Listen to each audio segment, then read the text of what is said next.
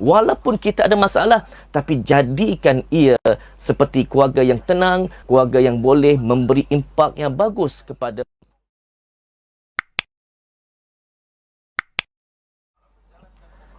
Assalamualaikum warahmatullahi wabarakatuh. Alhamdulillahi rabbil alamin. Nahmaduhu wa nasta'inu wa nastaghfiruh wa na'udzu billahi min syururi anfusina wa min sayyiati a'malina. Man yahdihillahu fala mudhillalah wa man yudlilhu fala hadiyalah. Asyhadu an la ilaha illallah wa asyhadu anna Muhammadar Rasulullah. Allahumma salli ala Muhammad wa ala ali Muhammad. Alhamdulillahi rabbil alamin.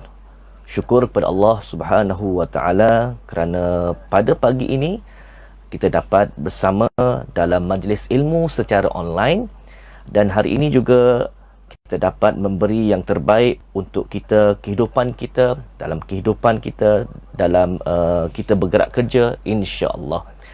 Saya nak mulakan dengan satu bentuk kita berfikir, things. Mengapa saya nak kita semua pada awalnya kita berfikir? Kerana kalau kita tengok pada apa yang berlaku kini, iaitu pada 2021, sudah pasti banyak peristiwa-peristiwa yang kita akan dapat. Dan kita juga sudah ada pada peristiwa 2020 yang lalu. Things ini, T yang pertama adalah true, kebenarannya. Mengapa? Sebab dulu kalau kita fikirkan tahun 2020 adalah tahun yang sangat kita fikirkan sangat berwawasan tinggi, dengan adanya kereta terbang, dengan adanya satu teknologi tinggi, dengan adanya persekitaran yang hebat. Tetapi apa yang berlaku pada 2020, apa yang kita fikir selama ini tidak menjadi satu benda yang kebenaran, satu benda yang realiti. Bahkan 2020 terdapat satu peristiwa yang mendukacitakan, iaitu COVID-19. Dan inilah kebenarannya yang kita perlu ambil, bahawa pada 2020 kita berfikir bahawa mungkin ini adalah tahun yang gemilang untuk kita, tetapi hakikatnya tidak. Inilah kebenaran yang perlu kita terima. Semua orang perlu terima. T yang pertama. H yang kedua adalah tentang help, tentang pertolongan. Mengapa saya nak kita berfikir tentang pertolongan? Sebab pada 2020 yang lalu, 2021, kita banyak mempelajari tentang pertolongan. Mengapa? Sebab pertolongan ini datang daripada kerajaan bantu kita sebagai rakyat. Bagaimana pula frontliner bantu kita sebagai orang-orang awam ini. Bagaimana cikgu-cikgu PDPR bantu anak-anak muridnya.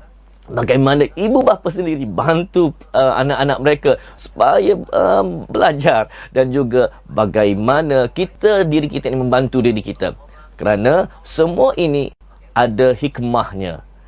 T yang pertama adalah true, yang kedua kita perlu berfikir tentang tolong-menolong, dan THI adalah inspiration. Maksud saya adalah tentang inspirasi. Bagaimana kita mempelajari inspirasi ini. Mungkin kita nampak Ustaz Abid Liu, tapi bukan hanya Ustaz Abid Liu yang memberi inspirasi. Ramai lagi kita tengok bagaimana orang-orang bekerja Foodpanda-nya memberi inspirasi kepada kita, bagaimana guru-guru memberi inspirasi kepada pelajar-pelajar. Inilah inspirasi yang perlu kita ambil, tanamkan dalam fikiran kita bahawa 2021 ini akan menjadi suatu realiti untuk kita terus bersemangat. T yang pertama true, yang kedua help, yang ketiga inspirasi THIN. N adalah need adalah berkaitan dengan keperluan, keinginan. Sudah pasti ramai yang inginkan kejayaan pada 2021, ramai inginkan perubahan pada 2021, dan ramai inginkan mungkin tidak sama seperti mana 2020 yang lalu. Dan ini menunjukkan bahawa kita inginkan sesuatu. Jadi apa yang kita perlu buat? Kita teruskan motivasi, kita teruskan kehidupan kita, walaupun kepayahan, walaupun kesusahan. Itulah yang perlu kita ambil sekarang. THIN. Dan K pula adalah tentang kind, kejujuran. Penonton, Kejujuran itu sangat penting, menunjukkan bahawa kita ini seorang yang menjaga SOP. Kita tak mahu lagi peningkatan kes virus ini menyebabkan kita terpaksa tidak bekerja, terpaksa mengharungi PKP. Kita perlu ada kejujuran. Penonton sekalian, kejujuran itu penting untuk kita berfikir bersama. Dan terakhir adalah S, adalah kita saling support. Kita saling sokong-menyokong. Kita saling dorong-mendorong supaya kita ini dapat lalui pada 2020 ini dengan cara yang baik, terbaik dan juga insya-Allah diredai oleh Allah. T, H, I, N, K dan S itu untuk kita berfikir sama-sama. Dan hari ini insya-Allah saya nak bagi sedikit perkongsian untuk semua berkaitan dengan keluarga sakinah. Keluarga sakinah. Saya pada awalnya apabila saya menerima jemputan ini, saya berfikir tentang keluarga sakinah. Mengapa?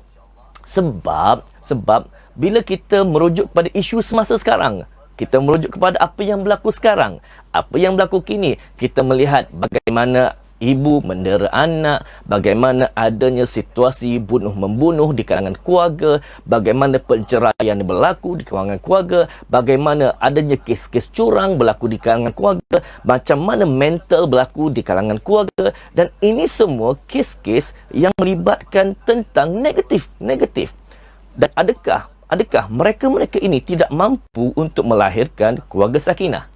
Jadi, bila saya fikir tentang masalah ini, sudah pasti saya ingin berkongsi dengan para penonton sekalian bahawa pentingnya kita meletakkan satu penetapan keluarga sakinah. Walaupun kita ada masalah, tapi jadikan ia seperti keluarga yang tenang, keluarga yang boleh memberi impak yang bagus kepada anak-anak dan juga insya-Allah memberi kepada masyarakat kita ini. Masyarakat ini menjadi masyarakat yang sentiasa baik dan positif. Penonton sekalian, kalau kita fikir balik, kita fikir balik keluarga sakinah. Keluarga sakinah sudah pasti adalah keluarga yang tenang, keluarga yang aman, keluarga yang bahagia. Kita inginkan benda itu, kita inginkan kebahagiaan itu. Tetapi sudah pasti masalah itu akan datang. Setiap orang, setiap manusia akan datangnya masalah. Setiap orang realitinya, normalnya akan datang masalah. Sebab itulah firman Allah ada sebut, ahasiban nasu an yutraku an yaqulu amanna wa hum la yuftanun. Allah tidak akan mengira seorang itu menyatakan keimanan kalau tidak diuji. Surah Al-Ahzab menyatakan bahawa sudah pasti ujian itu adalah masalah. Ataupun kalau bahasa psikologi ini menyatakan itu stres, itu tekanan. Hidup ini memang perlu ada masalah. Tapi bagaimana kita mencorakkan masalah itu menjadi suatu perkara yang positif ataupun perkara yang negatif. Penonton sekalian, sudah pasti sakinah kita inginkan. Setiap keluarga inginkan sakinah. Tapi sudah pasti juga masalah itu akan ada. Jadi, apakah yang perlu kita ambil daripada sakinah dan masalah? Penonton sekalian, saya nak bagi satu konsep untuk penonton faham tentang mengapa adanya sakinah dan mengapa adanya masalah. Mengapa adanya sakinah dan mengapa adanya masalah. Masalah inilah yang boleh bantu keluarga untuk menjadi sakinah sebenarnya. Dengan ada masalah inilah sudah pasti setiap keluarga akan lahirnya sakinah. Sakinah tidak mampu untuk lahirkan seperti itu. Tidak seperti mengejut macam tu. Tidak. Dia perlu ada satu turning point yang melahirkan sakinah itu. Penonton sekalian, ini konsep yang saya nak bawakan kepada penonton di rumah yang mendengar sekarang secara live, yang mendengar untuk panduan dirinya. Saya membawa konsep D, C, F dan G. D yang pertama adalah desire ataupun keinginan. C pula adalah commitment. F pula adalah focus. Dan G adalah grateful. Okey, saya nak mulakan dengan desire. Penonton sekalian, ini prinsip-prinsip yang ada dalam konsep emosi. Desire. Sebelum kita kahwin dengan pasangan kita, sebelum kita berkahwin, kita menentukan perkahwinan itu, sudah pasti desire kepada keamanan, desire kepada kebahagiaan, desire kepada keintiman, situ sudah ada. Wujudnya desire ini kita nak sebenarnya kepada kebahagiaan. Tidak ada orang yang berkahwin tanpa inginkan kebahagiaan. Tidak ada. Semua orang ingin berkahwin, ingin letakkan ada keluarga yang bahagia. Semua orang. Sebab desire sudah wujud. Mengapa? Firman Allah ada sebut, Bismillahirrahmanirrahim, surah Ar-Rum. Wa min ayatihi an khalaqa lakum min anfusikum azwajan litaskunu ilaiha. Berkaitan dengan sakinah, litaskunu, dan di antara yang membuktikan kekuasaan dan rahmatnya bahawa ia menciptakan untuk kamu isteri dan jenis kamu sendiri supaya kamu bersenang hati dan hidup mesra. Ini menunjukkan bahawa normalnya kita ada desire kepada kebahagiaan. Tapi penonton sekalian, mengapa ada masalah? Sebab selepas pada desire itu, kita akan ada komitmen. Itu sebab bila berkahwin, sudah menentukan komitmen. Bila pasangan berkahwin, sudah adanya komitmen, yang mungkin komitmen itulah ujiannya. Pada awalnya kita sayang kepada isteri kita. Pada awalnya kita sayang pada pasangan kita. Kalaulah pasangan kita terpidak batu, kita pun salahkan batu itu, tidak salahkan pada pasangan kita, sebab sayangnya kita kepada isteri dan pasangan kita. Tapi apa yang berlaku? Lepas ada komitmen, kita faham, kita tahu tentang kelebihan, kita tahu tentang kebaikan dia, kita tahu tentang apa yang berlaku situasi bila berkahwin. Penonton sekalian, di sinilah komitmen terganggu, dan di sinilah yang dikatakan bahawa sakinah itu yang awalnya kita ada, dia jadi seperti mana tertarik ataupun terbuang sedikit-sedikit, terhindar sedikit, dia macam dia hilang sikit-sikit sakinah itu yang awalnya desire sudah ada. Dan di sinilah nak menyatakan bahawa stres itu ada. Stres itu menyebabkan kita rasa tertekan dengan kehidupan sebab ada komitmen. Masing-masing ada komitmen. Bila ada komitmen, sudah pasti adalah perbalahan. Bila perbalahan, wujudlah satu sikap yang nak menyalahkan pasangan ini, menyalahkan anak, menyalahkan ini, menyebabkan ada tindakan-tindakan terburu-buru, dan akhirnya kesan negatif berlaku pada keluarga itu dan tidak akan berlaku sakinah. Penonton sekalian, bila komitmen itu datang, kita kena tahu bahawa dalam sudut stres, kalau kita belajar, kita tengok balik dalam sudut pandangan stres ini adalah normal, seperti makan. Makan itu perlu.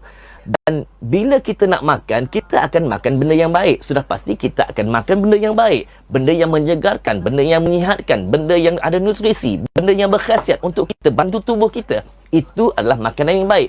Tapi ada juga makan makanan yang buruk, ataupun makan makanan yang mungkin boleh menyebabkan kita ada penyakit, menyebabkan kita ada kesakitan pada makanan itu. Makanan adalah satu proses normal. Tapi pemilihan makanan itu, adakah kita nak pilih ke arah makanan yang baik ataupun ke arah makanan yang buruk? Begitu juga dengan stres, begitu juga dengan masalah. Masalah ini sentiasa ada. Tetapi adakah kita memilih masalah itu dalam bentuk dipanggil sebagai eustress, iaitu stres yang menyebabkan kita rasa bangkit semangat. Ada masalah, bangkit. Ada masalah, kita terus berinspirasi. Ada masalah, kita terus mencari jalan. Ataupun ada masalah, kita terus mencari satu solusi. Itu adalah eustress, tekanan yang menyebabkan kita akan mencari jalan kebaikan. Tetapi ada juga bila ada masalah, kita memilih ke jalan distress, iaitu tekanan yang menyebabkan kita memilih tekanan-tekanan yang buruk. Okey, kalau berlaku tekanan pada kita, contoh kita bersama keluarga, tiba-tiba suami kita marah kita, sudah pasti kita memilih, kadang-kadang kita memilih distress, kita pun memarahi balik suami kita, ataupun isteri kita tidak masak dengan elok, kita sebagai suami pula marah dia, dan ini menunjukkan bahawa kita bukan mencari jalan penyelesaian, tapi kita mencari jalan lagi kepayahan itu. Itulah dipanggil distress. Kemurungan dia akan berlaku tentang reaksi yang tidak menentukan tentang negatif. Dan inilah yang perlu kita faham bahawa komitmen ini ada dan dia akan ada masalah. Nak jadi sakinah sudah wujud dalam kita keluarga. tetapi sebabkan oleh desire, sakinah sudah ada. Dan bila ada komitmen, menghentak ataupun menghentakkan sakinah itu, menyebabkan hentakan ataupun menyebabkan komitmen ini mengganggu sakinah itu, menyebabkan cabaran-cabaran. Di sinilah berlaku tentang keruntuhan ataupun kebaikan. Jadi bila macam ini pemilihan di tangan kita. Sebab itu Allah menyatakan dalam firman-Nya, wa nafsin wa ma sawwaha fa alhamaha fujuraha wa taqwaha qad aflaha man zakkaha wa qad khaba man dassaha. Demi diri manusia yang menyempurnakan kejadian serta mengilhamkan jalan kepada kejahatan dan kepada takwa. Penonton sekalian, nak bagi tahu kepada Allah, nak bagi tahu kepada kita bahawa Allah telah memberi dua perkataan, iaitu adakah kita memilih jalan kejahatan dan jalan ketakwaan dan kejahatan. Kejahatan ini bukan bermaksud Allah memberi kepada kita nak kita jadi hamba yang semakin teruk. Tak. Benda buruk yang berlaku pada kita, marah, sombong, riak, takabur, itu bukan nak bagi tahu kepada kita, Allah nak bagi kepada kita supaya kita menjadi manusia yang semakin teruk. Tak. Bila adanya sifat-sifat marah, bila ada sifat-sifat yang sombong, tidak ada kepribadian yang bagus, ini dia, bila ada yang kejahatan ini, sebenarnya Allah nak tengok tentang bagaimana sifat takwa kita itu naik, bagaimana sifat takwa kita itu wujud. Bila adanya keburukan, di sinilah perlu kita bangkitkan kebaikan. Itu sebab Allah adakan sifat-sifat buruk ini supaya kita kejar, kita ambil, kita bangkitkan perkara-perkara yang positif ini dan kita bawakan dalam kehidupan kita. Jadi, kalaulah tidak ada kejahatan, kalaulah tidak ada sifat-sifat yang buruk, sifat-sifat mazmumah ini, sudah pasti kita macam relax je lah, tidak ada apa masalah. Dan bila ada benda ni, sudah pasti kita akan terus bangkit, kita akan terus nak kepada kebaikan, kita akan terus mencari, kita akan terus buat keputusan. Dan inilah saya nak beritahu pada penonton sekalian, sebenarnya penting sifat-sifat benda yang kejahatan ini supaya kita bangkitkan tentang kebaikan itu. Contoh,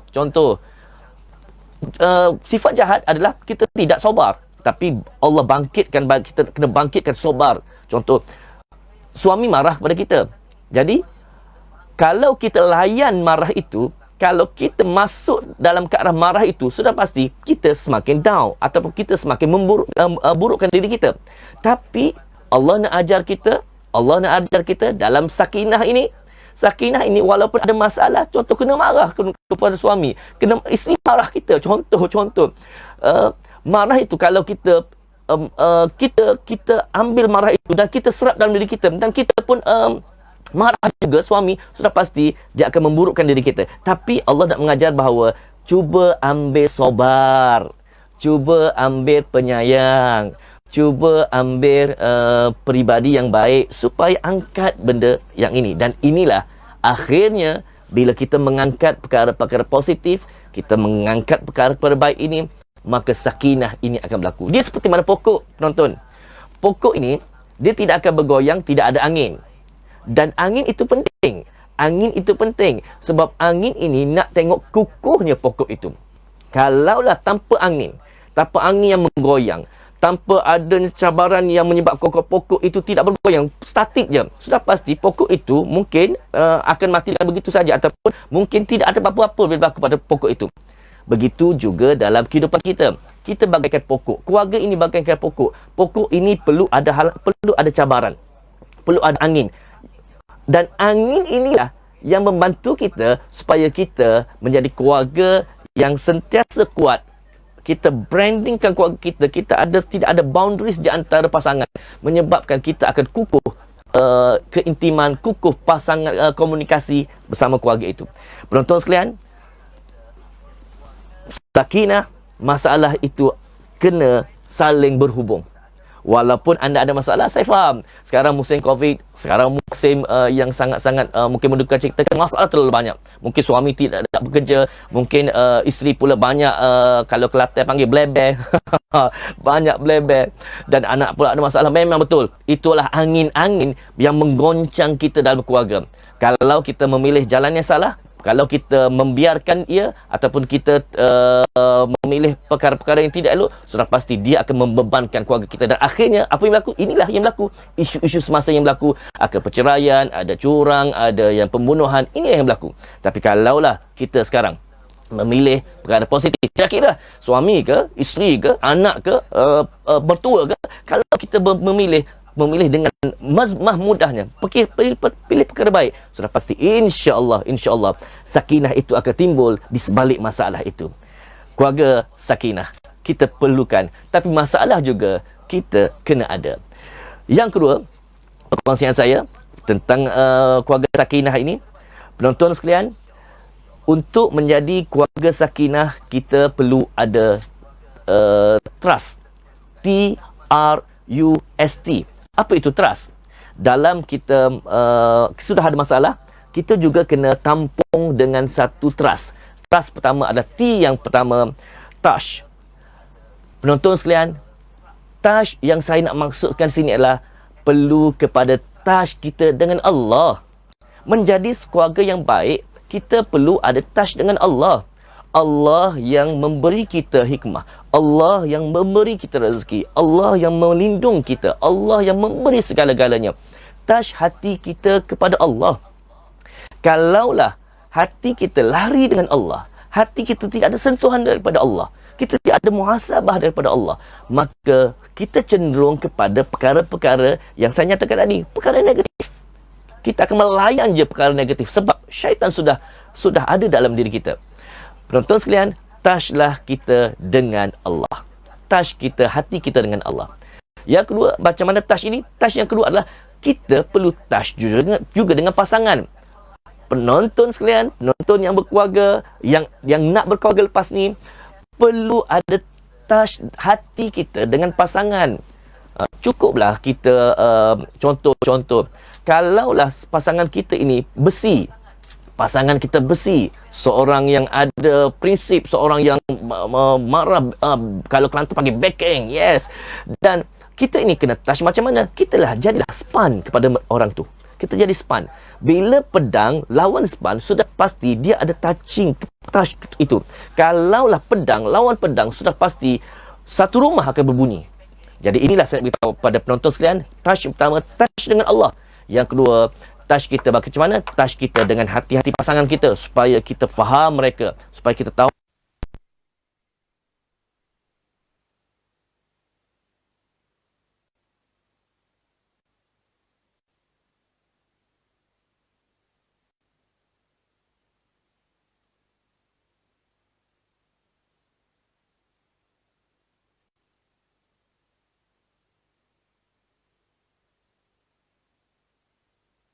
Please, sebab respect ini juga boleh membantu prinsip sakinah itu. You perlu unconditional love. Maksud saya adalah cinta yang tidak ada batasan. Maksud adalah batasan yang perlu ada, memang cinta itu kena ada batasan. Tapi dalam keluarga, cinta itu perlu kepada unconditional, tidak ada batasan. Kita buat yang terbaik untuk keluarga kita. Sayang keluarga kita. Apa-apa masalah, kita cuba selesaikan. Sebab inilah cinta yang lahir dalam keluarga. Dan S adalah sensitif. Penonton, kadang-kadang kita tidak sensitif dengan each other. Kita tidak sensitif dengan anak-anak. Kita tak sensitif dengan mertua-mertua kita. Sensitif ini sangat penting. Sensitif ini bukan sensitif dalam sudut isu yang kita berfikir, tapi sensitif tentang hati mereka. Kita juga kadang-kadang kena ada satu prinsip membelai jiwa. Prinsip supaya kita ini tidaklah menyombong, tidaklah kata kita ni betul semuanya. Tak. Biarlah kita sensitif. Kalau mereka ada pandangan, mungkin pandangan itu boleh memberi mantu kita. Mungkin kita boleh berbincang dengan pandangan itu. Sebab kita perlu ada konsep perbincangan dalam keluarga supaya sakinah itu datang. Kalau masing-masing buat hal, sudah pasti bukan sakinah. Masalah itu bertambah masalah. Alright. Dan terakhir adalah trust itu sendiri, kepercayaan.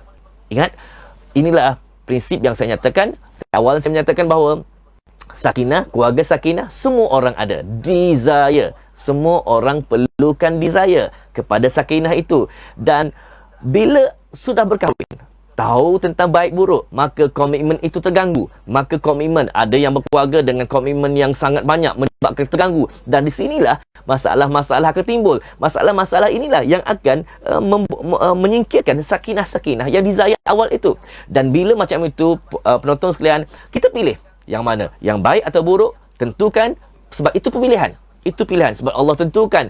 Kalau kita ambil yang buruk, kita masih menekankan yang buruk, kita risau, kita akan jadi semakin buruk. Tapi kalaulah buruk itu datang, tapi kita backup dengan yang baik, kita naikkan yang baik, kita terus yang baik, insya-Allah sakinah itu akan wujud dalam diri kita. Dan fokus yang saya mahukan adalah trust tadi. Supaya trust itu kita fokus betul-betul dalam keluarga, menjadi keluarga yang sakinah. Dan akhir sekali adalah tentang G yang saya nyatakan, grateful, itu bersyukur. Penonton sekalian, kita kena bersyukur atas apa yang Allah tentukan. Kalau itu jodoh kita, bersyukur. Sebab syukur ini satu benda yang sangat penting, dan syukur ini bukan mudah-mudah. Dan bukan mudah-mudah yang kita rasa fikir, mudah je syukur. Tak. Syukur ini adalah perkara yang mungkin kita kena belajar prosesnya. Sebab sebelum syukur, dia akan lahirnya sabar dahulu. Sabar. La in syakartum la azidannakum wa la in syakartum inna azabi lasyadid. Siapa yang bersyukur atas nikmat Allah, Allah akan tambah. Dan tambah macam mana? Tambah kekuatan diri. Tambah untuk kita menjadi tenang. Tambah kita bahagia. Dan tambah-tambah inilah yang akan lahir pada sakinah itu. Pesan saya, desire, komitmen, fokus, dan juga adanya akan lahir, automatik akan lahir grateful itu. Itu perkongsian pertama saya dalam bab tentang sakinah dan juga masalah. Dalam bab yang kedua, saya nak berkongsi dengan penonton sekalian. Sebab saya adalah seorang kaunselor, saya adalah seorang yang belajar tentang ilmu psikologi. Kita belajar tentang, saya nak berkongsi tentang bagaimana sakinah itu ada kaitan dengan generasi. Penonton sekalian, kalau kita melihat sekarang, betul, dengan isu yang berlaku, dengan generasi yang baru, dengan kepayahan generasi nak mendidik generasi zaman sekarang, anak-anak kita pun sangat susah, menyebabkan hilangnya bibit-bibit sakinah itu. Kadang-kadang kita kena fikir, mengapa terjadi macam ini? Tidak seperti mana dulu yang kita sebagai anak. Sebab mungkin kita sebagai anak mak ayah kita dahulu, mungkin mak ayah dulu kita tidak ada masalah, tapi sekarang macam banyak masalah. Firman Allah surah An-Nisa ayat 9, wal yakhshal ladzina law taraku min khalfihim zurriyatan di'afan. Allah menceritakan berkaitan dengan, dan hendaklah orang-orang takut pada Allah bila seandainya meninggal anak-anak dalam keadaan lemah. Zurriyatan di'afan.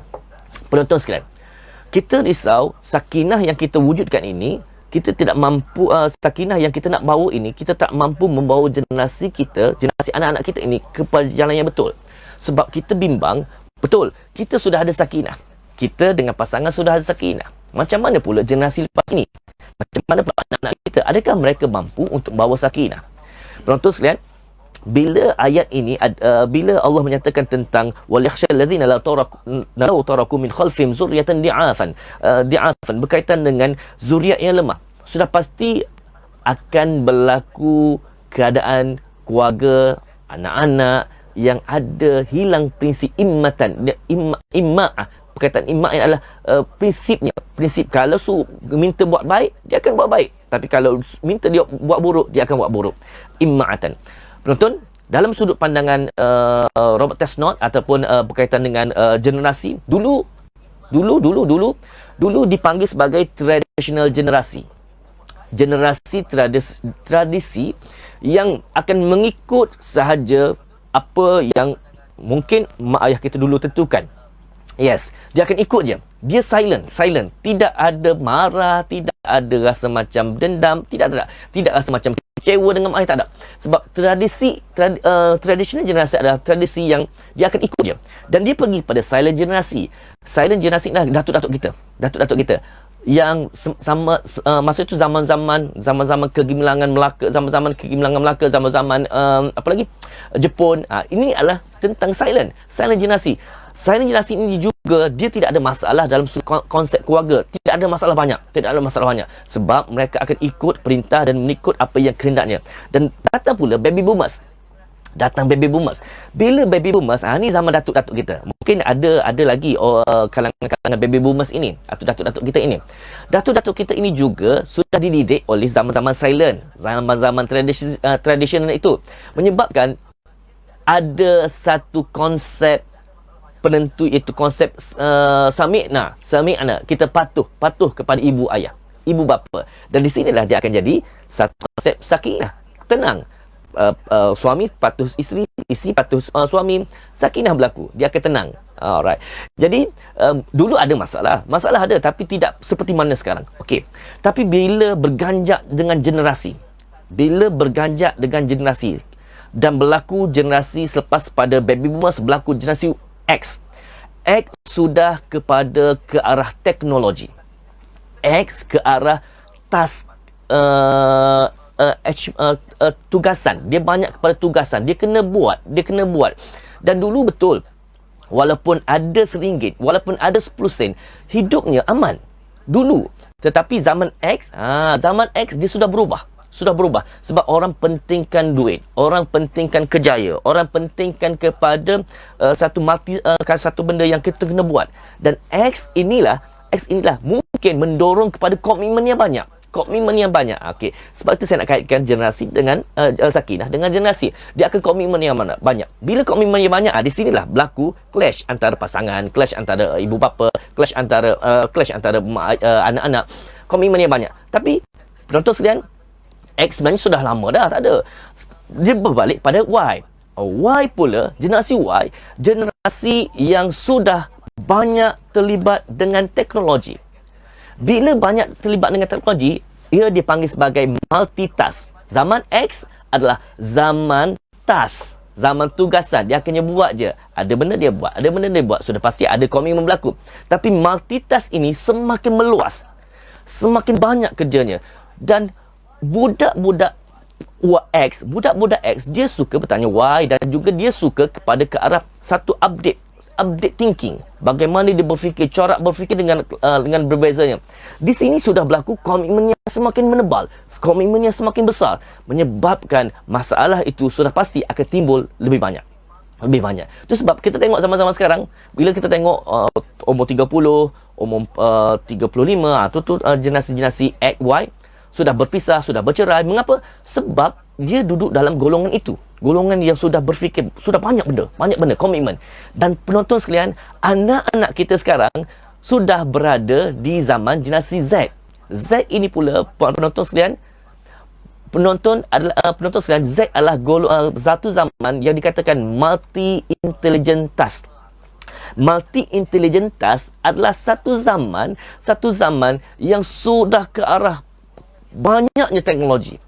Dan di sinilah, bila teknologi terlalu banyak, maklumat terlalu banyak, dia juga menyumbang kepada emosi. Dia juga boleh menyumbang kepada ke arah keburukan. Yes, dia boleh menyumbang ke arah keburukan. Dan di sinilah menyebabkan komitmen pula terlalu banyak. Dan kita tahu, mak ayah kita generasi baby boomers, mak ayah kita generasi X. Tapi anak-anak pula terlalu banyak maklumat. Anak-anak pula tahulah kes-kes ini, menyebabkan dia pun kadang-kadang terlibat dengan kes itu. Dan akhirnya inilah masalah-masalah timbul, adalah menyebabkan sakinah tidak datang kepada keluarga itu. Dan penonton sekalian, bila macam itu penonton sekalian, kita bimbang. Apa yang berlaku pada generasi kita lepas ini? Kalau mereka terlalu banyak bermasalah, kalau mereka terlalu banyak memilih masalah, kalau mereka banyak komitmen ini, kita risau mereka ini tidak ada panduan dalam sudut nak menggerakkan kehidupan mereka. Dan kita bimbang lepas itu, kalau lepas Z itu akan berlaku pula generasi dipanggil Alpha. Dan lepas Alpha dipanggil pula dengan generasi Strawberry, iaitu cantiknya di luar, dalamnya masam, menunjukkan bahawa cantiknya rupa paras mereka. Comel, tapi perangai Allahu Akbar.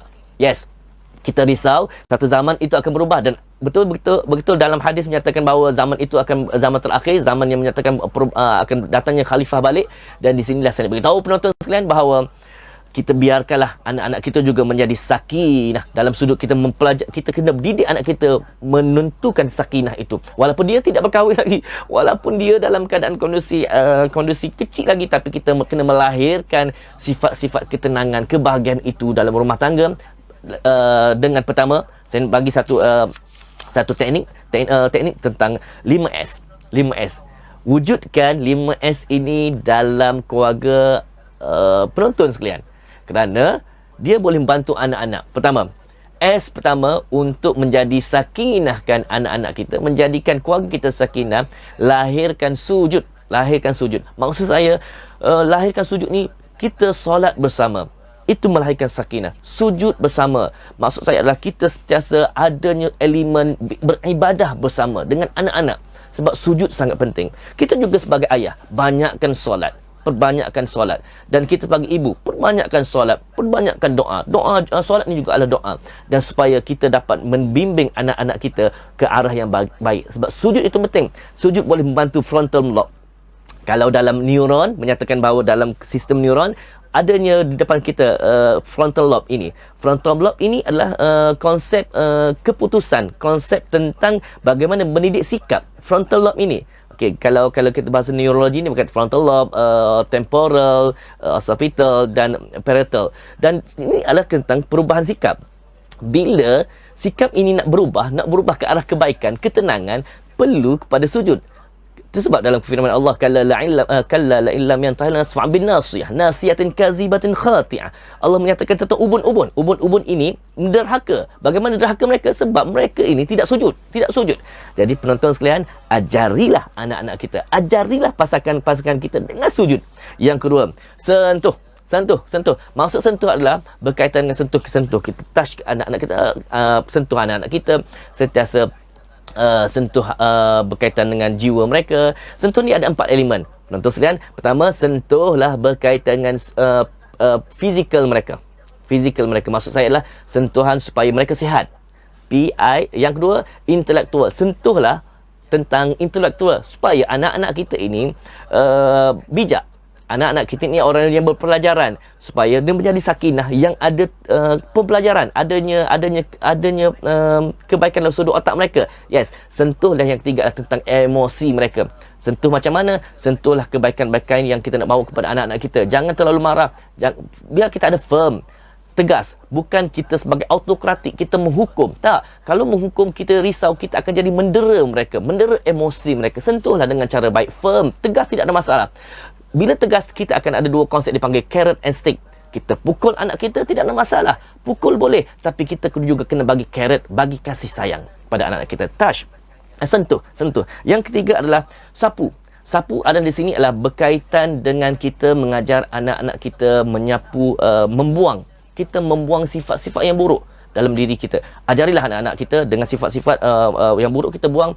Kita tengoklah sekarang pun dengan musim, dengan isu teknologi. Yes, depan kita PKP, kadang-kadang kita duduk bersama keluarga. Kadang-kadang dengan makan pun kita boleh layan lagi handphone. Kita boleh tengok lagi handphone. Kita tidak sapu perkara-perkara yang boleh menyebabkan kita jadi negatif. Anak pun main handphone, suami pun main handphone, isteri pun main handphone. Di situ menyebabkan kekeliruan berlaku, menyebabkan kita tidak ada satu keintiman dalam keluarga. Dan itu sapulah, buanglah perkara-perkara yang boleh menyebabkan lahirlah sifat-sifat negatif dalam keluarga kita. Dan seterusnya adalah senyum. Maksud saya adalah sentiasa senyum ini penting sebab dia dipanggil sebagai senyum ini boleh memberi aura dalam keluarga. Balik kerja, senyumlah. Pergi kerja, senyumlah. Isteri, suami balik kerja, senyumlah.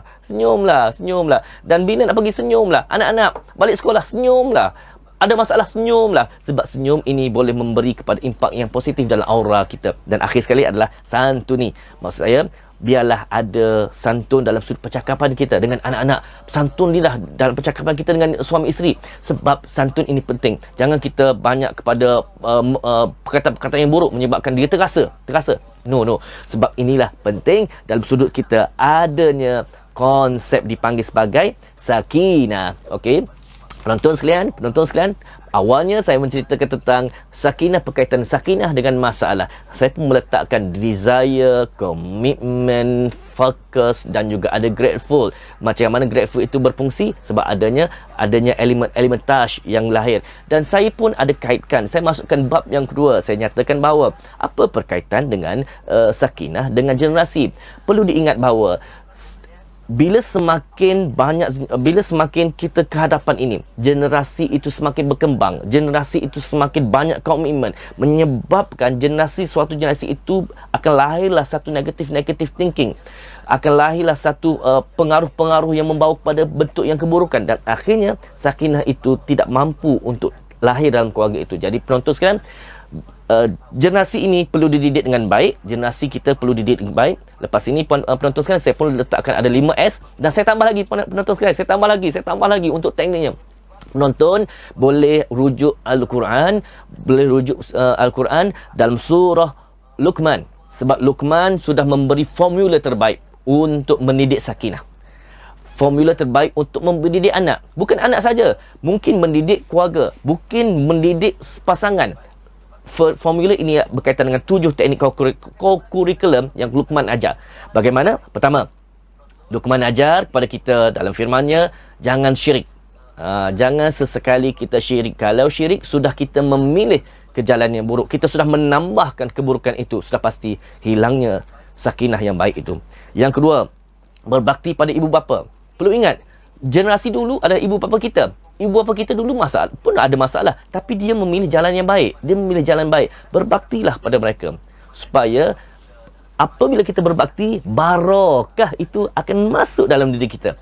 Bila kita berbakti dengan ibu bapa, barakah itu akan datang kepada kita. Itu yang penting. Yang ketiga adalah merasai diawasi oleh Allah. Kita fikir, kita kena faham bahawa betul sifat-sifat negatif ini akan datang, tapi kita fikirlah juga bahawa Allah ini ada, Allah ini sentiasa melihat kita, Allah ini sentiasa akan menentukan kita. Sebab biarlah kita merasaikan bila kita nak buat sesuatu yang buruk, bila kita nak marah, kita fikir bahawa Allah ada. Allahumma salli ala Muhammad. Kita fikirkan bahawa Allah akan wujud. Allah ini wujud dan Allah ini boleh bantu hati-hati kita menjadi sempurna dan juga boleh jadi baik di kalangan keluarga. Dan yang keempat adalah mendiri dan menunaikan solat. Mendiri satu hal, kena solat. Tapi biarlah kita ada tunaikan tanggungjawab kita kepada Allah. Tunaikan solat. Ajarilah anak-anak, yang saya nyatakan dari dengan sujud, ajarilah anak-anak dengan solat. Jangan tinggal solat. Walaupun apa yang berlaku, jangan tinggal solat. Walaupun PDPR pun, jangan tinggal solat. Walaupun mereka sudah bekerja, jangan tinggal solat.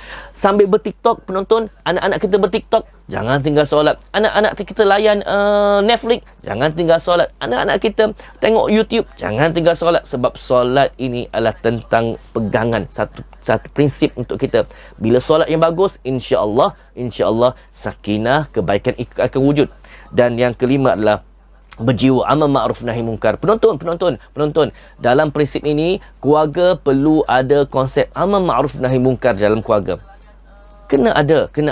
Jangan kita mengharapkan amal ma'ruf nahi munkar ini kita letakkan di kalangan-kalangan ustaz, di kalangan-kalangan pendakwah. Tak. Kita sebagai pemimpin, kita sebagai ayah juga perlu ada amal ma'ruf nahi munkar pada keluarga kita. Kita perlu ada amal ma'ruf ini. Isteri ada amal ma'ruf nahi munkar, macam mana nak mencegah, macam mana nak kepada ma'ruf itu. Dan anak-anak juga kena ada amal ma'ruf. Kalaulah mak ayah kita buat silap, kita kena ada amal ma'ruf. Tapi cara nak menyampaikan macam mana, kena berhikmah. Wal mau'izatul hasanah. Biarlah kita dengan keadaan baik, berhikmah menentukan tentang amal ma'ruf nahi munkar. Dan yang keenam, kepribadian sabar, penyabar. Penonton, sabar itu penting. Sebab sebenarnya saya minta tadi, bila adanya grateful, bila adanya syukur, dia akan ada juga sabar, akan datang juga sabar. Sebab itulah dalam teknik yang diajar oleh Luqman Al-Hakim, Luqman dalam surah Luqman 7 ini kena ada sabar. Sabar itu sangat penting. Mak ayah, penonton di luar sana, kalau ada anak-anaknya PDPR, sabar. Jangan kita menghina guru-guru, jangan kita meletakkan tanda asar guru-guru tidak mengajar. Tak, guru juga sudah sabar dengan keadaan berlaku. Guru pun tidak mahu berlaku macam ini. Jadi mak ayah di luar sana, sabar mak ayah, sabar. Sebab saya dah tengok adanya krisis-krisis menyatakan meletakkan guru ini seperti mana yalah, tak patut kita menghukum guru-guru, sebab guru-guru pun tidak mahu terjadi seperti ini. Jadi penonton, mak ayah sekalian, sabar. Kita ajar anak-anak kita sabar. Kalau kita tak mampu sabar, kita cubalah sabar. Okey, dan akhir cakaplah berkaitan dengan akhlak. Dan akhlak ini sebab bagi saya, akhlak ini adalah daun. Akhlak ini berkaitan dengan pohon, ada bunga. Cantiknya bunga, kerana apa cantiknya bunga? Sebab adanya batang-batang pohon-pohon yang mencantikkan daun-daun dan bunga-bunga itu, atau buah-buah itu. Yang mencantikkan buah, yang mencantikkan pokok, yang mencantikkan daun-daun, yang mencantikkan bunga-bunga yang ada tu disebabkan oleh kayu ataupun pohon itu. Pohon itulah dinamakan sebagai ibadah. Cantik akhlak disebabkan oleh ibadah. Ibadah kita cantik. Dan cantik ibadah itu disebabkan oleh akar yang di bawah tu, akar yang menyuburkan itu, akar yang mujak, dan akar itulah dipanggil sebagai akidah. Cantik akhlak disebabkan oleh ibadah. Cantik ibadah disebabkan kita ni berpegang teguh akidah yang betul kepada Allah. Jadi penonton sekalian, itulah yang saya nak sampaikan tentang sakinah. Perlu ada prinsip sakinah. Sakinah ini kita perlu lahirkan, ketenangan itu lahir di zaman sekarang. Saya nak bawa satu cerita kepada penonton sekalian. Saya pernah ada klien-klien yang yang berkaitan dengan penceraian ini. Saya ada klien-klien yang melibatkan perceraian, dan mereka juga menyatakan bahawa mereka tidak tenang duduk di rumah. Mereka rasa macam rumah itu bagaikan neraka, sedangkan rumah itu adalah syurga. Tapi dia rasa sebab mengapa? Sebab dia tidak ada wujudnya satu perhubungan yang baik. Penonton sekalian, kadang-kadang perhubungan ini melihat kepada komunikasi kita. Bagaimana komunikasi kita? Bila kita terlalu meletakkan komunikasi yang negatif, sudah pasti dia akan pergi kepada perkara-perkara yang boleh menyebabkan berlakunya perkara itu. Dan penonton sekalian, hargailah pasangan, hargailah keluarga, hargailah apa yang ada jodoh kita ini. Sebab itu penting untuk kita melahirkan pula adalah mawaddah, rahmah, untuk kita sentiasa memberi kebaikan dalam keluarga kita, insya-Allah. Ingat pesan saya nak berkongsi dengan penonton tadi berkaitan dengan masalah dan sakinah. Ingat lagi, masalah dan sakinah, dan masalah sakinah dan masalah itu perlu ada, kena sentiasa ada, dan dia akan pergi kepada kewujudan desire, komitmen, kepada fokus dan grateful. Dan bila macam itu berlaku, kita pergi pula pada generasi ini kita tentukan, sebab generasi sekarang adalah generasi yang sangat-sangat sukar untuk kita nak bimbing. Sebab kita nak bimbing gaya yang bagus, jadi gunalah teknik-teknik yang saya sampaikan, gunalah teknik-teknik yang Al-Quran ajarkan, supaya anak-anak kita juga boleh membawa sakinah ini, bukan untuk diri mereka dan juga untuk keluarga mereka satu hari nanti, insya-Allah. Jadi mungkin perkongsian saya berkaitan dengan keluarga sakinah ini dalam sudut pandang seorang kaunselor, dalam sudut pandangan seorang trainer. Saya mengharapkan insya-Allah buat yang terbaik dalam keluarga anda masing-masing, insya-Allah. Jadi setakat itu saja untuk perkongsian saya, tazkirah saya pada pagi ini. Semoga anda dirahmati Allah, diberkati Allah, dan insya-Allah dimurahkan rezeki.